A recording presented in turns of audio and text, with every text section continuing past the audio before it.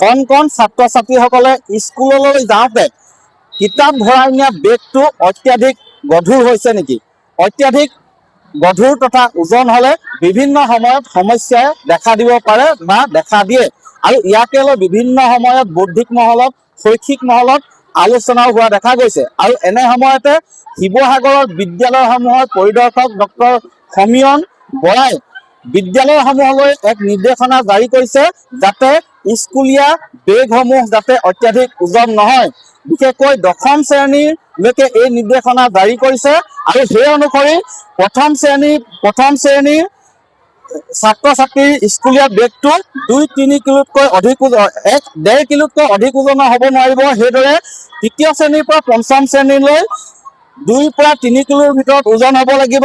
ষষ্ঠ শ্ৰেণী, সপ্তম শ্ৰেণীৰ শিক্ষাৰ্থীৰ ক্ষেত্ৰত 4 কিলোতকৈ অধিক ওজন হ'ব নোৱাৰিব। আৰু 10ম শ্ৰেণীৰ ছাত্ৰ ছাত্ৰীৰ স্কুলীয়া বেগৰ ওজন 5 কিলোতকৈ অধিক হ'ব নোৱাৰিব।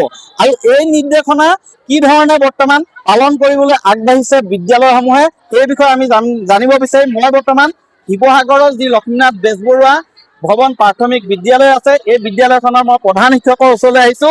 এক নিৰ্দেশনা জাৰি কৰিছে, সেই নিৰ্দেশনাটো পাইছেনে আপোনালোকে? পাইছো, আমি পাইছো। আমাৰ ডিঅ মহোদয় আমালৈ প্ৰেৰণ কৰিছে গ্ৰুপত, আমি পাইছো। আৰু সেইকাৰণে আমি নিৰ্দেশনা পোৱা আগতো আমাৰ বিদ্যালয়ত সাধাৰণতে আমি ল'ৰা ছোৱালীক বেছি ৱেট থকা বেগবোৰ আমি আনিবলৈ অভিভাৱকক মানা কৰিছো।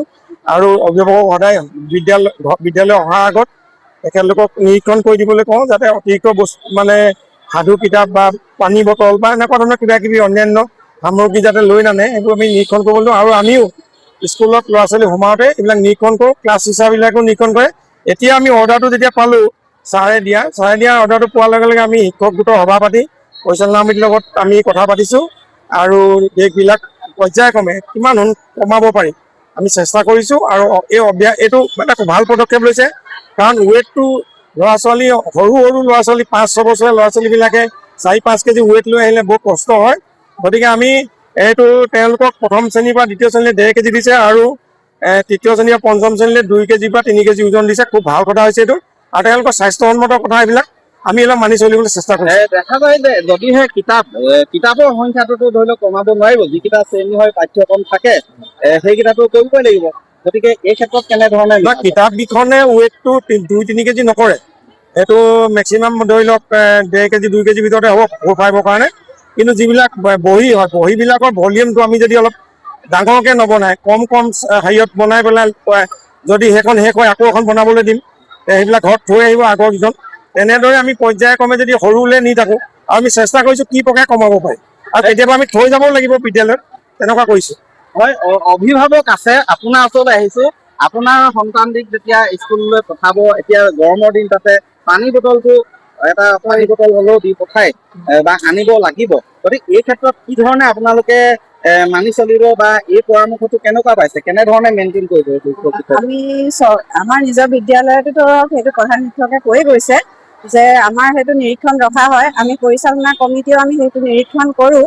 আৰু দ্বিতীয়তে আমাৰ পানীৰো সুবিধা আছে। পৰাপক্ষত পাৰিলে পানীৰ বটলটো সৰু কৰি ঘৰত থৈ আহিলেও অসুবিধা নহয়, ব্যৱস্থা আছে ধুনীয়া। আমাৰ 3টাকৈ পানীৰ সুবিধাও আছে একুৱাগাৰ্ডত, আমাৰ 3টাকৈ আছে।